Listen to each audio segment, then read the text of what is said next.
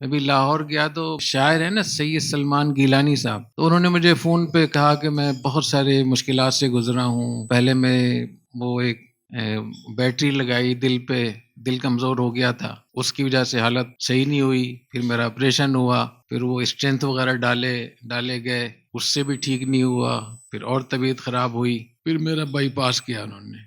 وہ بائی پاس بھی بہت بڑا ہوتا ہے، وہ تو پورا سینہ باقاعدہ کاٹا جاتا ہے، سینے کو چیرا جاتا ہے، اس میں 5 منٹ 10 منٹ 20 منٹ تک دل نکال کے الگ رکھ دیا جاتا ہے. پھر اس کو مصنوعی طور پہ جو شریانوں میں خون وغیرہ ہوتا ہے وہ اس کو مصنوعی طور پہ چلایا جاتا ہے. تو ایک دفعہ انسان فوت ہو جاتا ہے، دوبارہ جب اس دل کو لگایا جاتا ہے یہ وہ لمحہ ہوتا ہے کہ واپس جھٹکا لگتا ہے نہیں لگتا. جھٹکا دینے کے بعد اگر وہ چل گیا تو ٹھیک ہے، ورنہ سمجھیں ڈیتھ ہوگی، موت ہوگی. تو یہ گھر والوں کے لیے بھی، اس آدمی کے لیے بھی بہت بڑا لمحہ ہوتا ہے کہ یہ ہوگا نہیں ہوگا، اور بہت سارے لوگ اسی میں فوت ہو جاتے ہیں. وہ کہہ رہے تھے کہ ڈاکٹروں کا بہت اختلاف ہوا، کسی نے کہا کہ آپ اتنے کمزور ہیں کہ اس کے متحمل نہیں ہیں اور بہت نقصان کا اندیشہ ہے. یہ جو میں بات آپ کو بتا رہا ہوں یاد رکھیے گا اس کو، یہ زندگی بھر ان چیزوں کو یاد رکھنا چاہیے. اور ایک ان کے ڈاکٹر تھے جو بہت ان کے قریب تھے، انہوں نے کہا کہ اللہ کا نام لے کر آپ ابھی کروا لیں، جتنا وقت گزرے گا اتنے ہی آپ کے لیے مسائل ہوں گے. تو کہہ رہے میں نے کہہ دیا ٹھیک ہے میرا آپریشن کریں. تو انہوں نے کہا کہ جب میرا دل انہوں نے نکالا نا،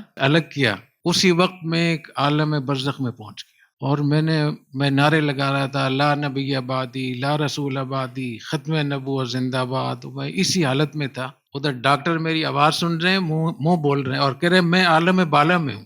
تو میں نے حضرت انور شاہ کشمیری کی زیارت ہوئی، ان سے ملاقات ہوئی، شیخ الہند سے ملاقات ہوئی، عطا اللہ شاہ بخاری سے ملاقات ہوئی. بڑے بڑے جن حضرات نے بھی ختم نبوت پہ کام کیا تھا ان سے میری کہتے ملاقات ہوئی، اور میں اتنا خوش ہوا اور میں نعرے پہ نعرے مارتا چلا جا رہا ہوں. اتنے میں دیکھا کہ بھٹو مرحوم بھی ان کے ساتھ بیٹھے ہوئے. تو میں نے ان کو بھی بہت ان کا شکریہ ادا کیا، سبحان اللہ، شکریہ بھٹو صاحب، آپ نے اتنا بڑا کارنامہ انجام دیا.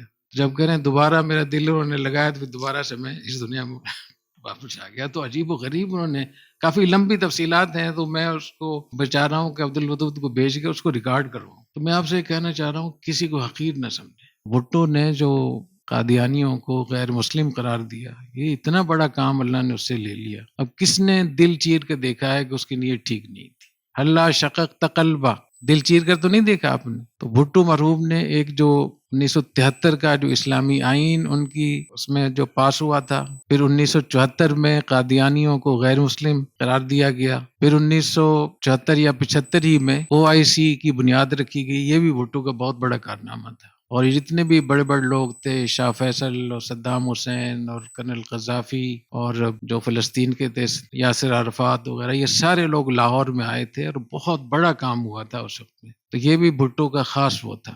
اس طریقے سے پاکستان کا 8واں پروگرام، یہ بھی انہوں نے اس کی بنیاد رکھی تھی، اور اس کو انہوں نے بنیاد رکھی لیکن آگے اس کو صحیح طریقے سے اس کو چلایا اور اس کو بنایا اور آخر تک پہنچایا وہ جلزاء الحق. تو جب سلمان گیلانی صاحب مجھے بتا رہے تھے کہ میں نے وہاں بھٹو مرحوم کو بھی دیکھا، حضرت اللہ شاہ بخاری، انور شاہ کشمیری، شیخ الہند کے ساتھ، اور میں نے ان کو نعرے لگائے اور مبارکباد دی، تو آپ یقین کریں میں بھی ایک لمحے کے لیے عالم برزخ میں چلا گیا. اتنا مجھ پہ اثر ہوا ہے کہ ہم کسی کے بارے میں کیسے فیصلہ کر لیتے ہیں بہت جلدی. اسی صحیح بخاری میں آپ نے پڑھا ہوگا کہ جب جنتی جنت میں چل جائیں گے، جہنمی جہنم میں چل جائیں گے، تو اللہ تعالیٰ فرشتوں سے فرمائیں گے اخرجوا من کان فی قلبہ مثقال ذرۃ من ایمان. لمبی حدیث ہے، آخر میں فرشتے کہیں گے اب کوئی باقی نہیں ہے. تو اللہ تعالیٰ پھر اپنی ایک مٹھی جہنم سے ایک مٹھی بھر کے نکالیں گے جو جل کر کوئلہ ہو چکے ہوں گے. اللہ تعالیٰ ان کو ماء الحیاہ، آب حیات میں اللہ تعالیٰ ڈالیں گے، وہ دوبارہ سے اگیں گے، ان کی انہی ہڈیوں پر دوبارہ سے گوشت آئے گا، گوشت پوست، اور پھر اللہ تعالیٰ ان کو جنت میں پہنچائیں گے. تو محدثین نے لکھا ہے کہ یہ وہ لوگ ہوں گے جن کا ایمان اتنا ضعیف ہوگا، اتنا کمزور ہوگا کہ فرشتوں کو بھی نہیں پتہ چلا ہوگا.